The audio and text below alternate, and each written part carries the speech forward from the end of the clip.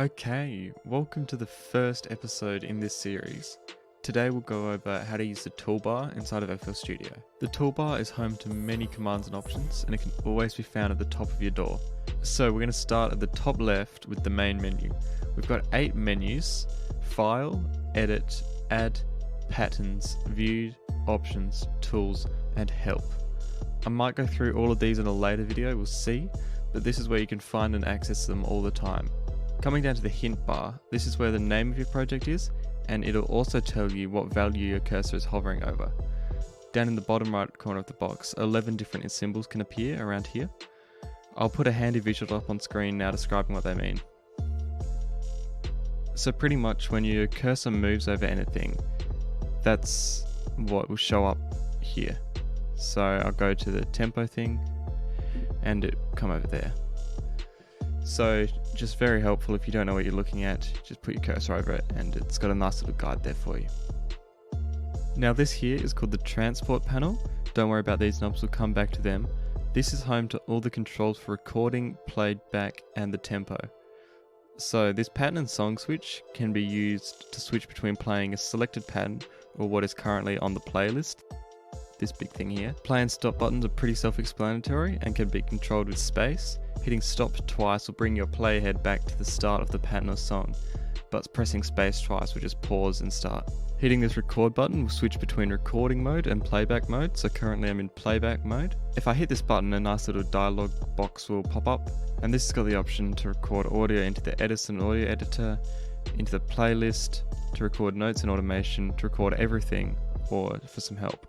But now finally over here we've got some tempo controls. You can left click and drag over the number that you want to change. So if we are on this 130 here, click and drag up, it'll move the tempo up, and then down and move it down. Now you can change these values here, these decimal places. I don't like to do that too often because I don't see the need, but if you want that, you can do that. So I'm over the middle one, I'll go over the big one now, and then down the small one. So you can change that to however you desire. Now you can also right click on this and bring up some extra options. You can bring up the tap tempo, you can set the tempo here. You can link this to a controller so that you can control it with a MIDI or something. Create an automation clip for the tempo. Copy the value, type in the value. So if I wanted to type in 140, just hit that, type that in. And then you can half the tempo. So you hit that and it'll play at half speed, so that'll play at 70. This tap function's pretty interesting, so if you're hearing a song or something, or you just got like a nice BPM in your head, you can hit this tap option, and you can tap out the tempo pretty much.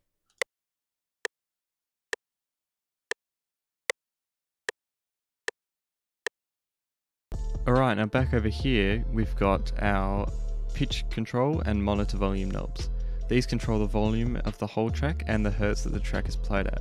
By default, I'm pretty sure the track's at 440 hertz, but you can change how loud you want the playback to be with this top one. You can reset that with a right click and you can pitch up the track however many cents you want over there.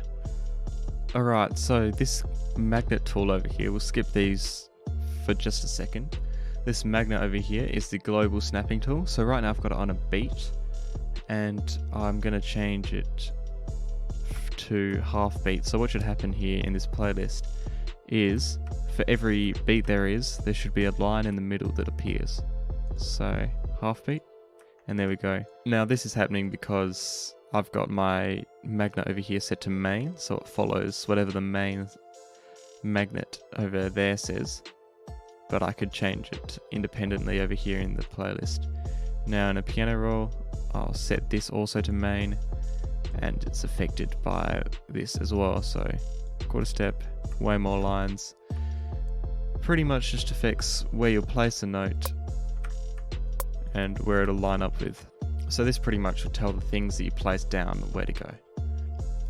Right, so all these buttons we skipped earlier over here and over here are called shortcut icons. I'm pretty sure there's 34 in total. They all do different things. And to see all of them, you can right click and hit edit, and then they'll all pop up here. I'll read out a list of all of them now. So you've got the add menu, alt key, arrange, auto scroll, control key, cut, grouping notes and clips, help, last tweak control, open audio editor, open plugin picker, open project picker, paste, metronome, recording blend, recording count in, recording loop, recording one click, render as audio file, save as, shift key, shop, step editing, typing keyboard to piano keyboard, undo, view browser, view channel rack / step sequencer, view mixer, view piano roll, view playlist, view project info, view tap tempo, view touch controls, and wait for input. So, all these grayed out ones are already up there and they've got the names there. But these other ones that are not grayed out, you can drag into anywhere you want and you can change around the positions of all of these. So you can really do a lot with these shortcut icons. Definitely saves a lot of time. Very helpful. This shop one, not the most helpful, but I don't know. And that's pretty much it for the shortcut icons.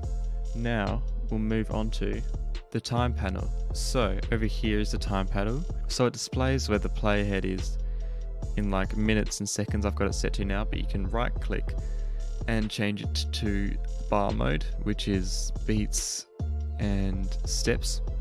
Right, so underneath the time panel we've got the pattern panel.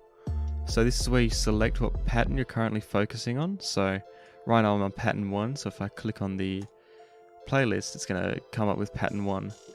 But if I click this plus button it's going to create pattern 2, so that's all good. And now over here it tells me which one I'm focusing on. So because I've got nothing at pattern 2, that's just disappeared. I'll come back here and now I'm clicking on that to select it and it should come up on the playlist. Easy done. You can left click on this panel as well, click down and drag up and down to whatever pattern you want. Very quick and easy. You can also right click and you got a bunch of settings, so you can do all of these pretty simply. Find next empty, that's pretty helpful. Select in playlist, you can just do that over here. Rename color, that's nice for organizing. Random color, that's pretty interesting. Open in project browser, set time signature, transpose, all that good stuff. Insert one, clone, delete. Clone's helpful, delete's helpful. Split by channel, that's very helpful for structuring out drums.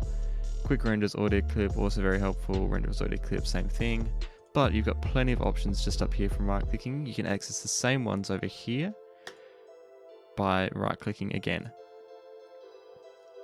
Now finally up here we've got the output panel and the CPU panel. So the output panel is on the left, and what that does is tells you what is happening with the music. So I've got it set to spectrogram right now. Turn recording mode off really quick and I'll play this pattern. So that's giving me levels and a little waveform. And now I can change to oscilloscope. And it's more of a linear sort of model, and it's clicking and passing by as the song goes on. Now you've got a couple more options. If you right click and you're on the oscilloscope, you can go stereo. So it provides 2 tracks there. And you can go long, so it goes for longer. Now with the CPU panel, this gives you a more in-depth look of what's happening with your system right now. So you can choose a slow refresh, fast refresh, or medium refresh. You'll be fine with a slow refresh. You can view the voice count, which is how many things playing. So there's one there. You can view the FPS. I might click that.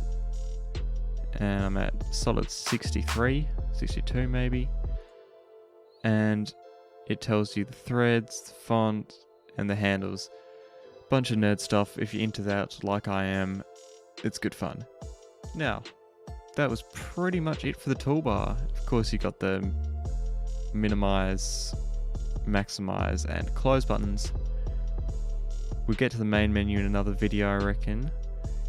But that's about it. We've already delved into the piano roll and the playlist a little bit, but those are for separate videos, so stay tuned. Make sure to like, subscribe, and I'll catch you later.